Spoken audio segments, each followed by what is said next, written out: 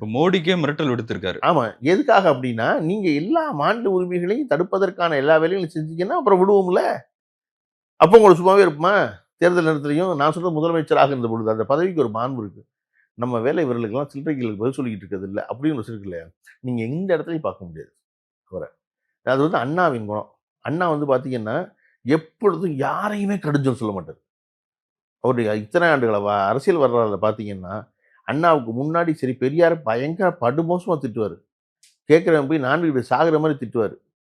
அத ரொம்ப நயத்தகு வார்த்தைகள நக்கலா வெளிப்படுத்துவார் கலைஞர். இந்த 2 பேருக்கு நடுவுல இருந்த அண்ணா பார்த்தீங்கன்னா, அண்ணா திட்டினார் இவரன்னு எங்கேயாவது சொல்லுங்க. தான் யார எதிர்த்து அரசியல் பண்ண வந்தாரோ, அந்த காமராஜர குணாளா குல கொழுந்தேம்பாரு. நேரு திட்டுறாரு அப்படின்னா, நேரு தான் காங்கிரஸ் தான் அன்னைக்கு எதிரான கட்சி. காங்கிரஸ ஒழிப்பதற்காக உருவாக்க இயக்கம் தான் வந்து திராவிட முன்னேற்றக் கழகம். அந்த நேருவ பத்தி சொல்லும்பொழுது கூட அண்ணா என்ன சொல்லுவாருன்னா, "நீங்க கட்டி முடிக்கப்பட்ட கோபுரம். நான் கொட்டி கிடக்கிற செங்கல். அதனால என்ன நீங்க பேசலாம் பாரு." அதாவது யாரு திட்டுறாய்ங்களோ, யார் எதிரியோ அவன் வியந்துருவான். இல்ல என்னடா இப்படி சொல்றான் நம்மள அண்ணா அப்படின்னு. ஆரியமாய் எழுதினார்ல. ஆமா. அது தத்துவம். அது கொள்கை எதிரி.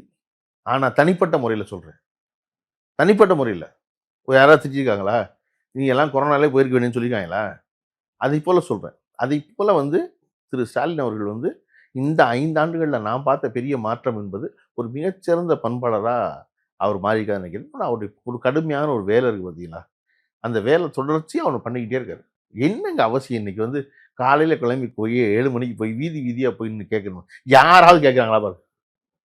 யாராவது கேட்கறாங்களா? இல்ல இவர் அந்த முதல் நாள் ராத்திரி 9 மணிக்கு தான் கூட்டம் முடிக்கிறாரு. கூட்டம் முடிச்சுட்டு போய் தூங்கி, அடுத்த ஊர் எதுவோ, அந்த ஊர்ல காலையில போய் கிளம்பி ஒவ்வொருத்தர் வீட்டுக்கா போறது இருக்குல்ல. இன்னொன்னு, அவரைக் கண்டு நெகிழ்ச்சி அடைபவர்கள் இருக்காங்கல்ல. ரொம்ப ஒரு முக்கியமான விஷயம் அது.